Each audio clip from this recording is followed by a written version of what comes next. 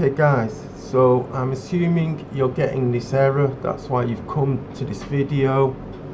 So I'll show you what the error looks like and then I'll show you how to fix it.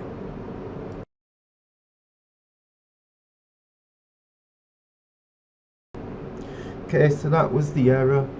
You go to add remove and remove Kali Linux.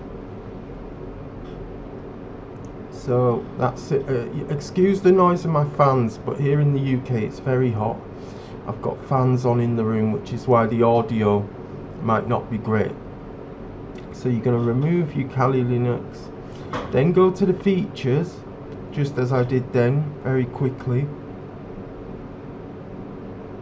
You can go back, rewind the video and see how I did that. Tick subsystem for Linux.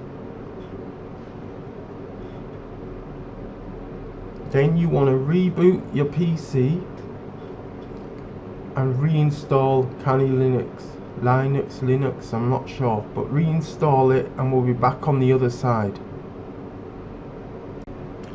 Okay guys, so we're back after a reboot, reinstall as I said,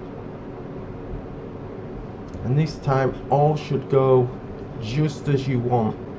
Open, and it's now installing. May take a few minutes. Create an account. I just use the name admin, you use whatever you want to use, and you will now find that your install works. This is a basic install, you have to install everything you want onto it. It's just basic, but yeah, you can now use this install and it will be fine. Hope that helped you out guys, and I'll catch you in the next one.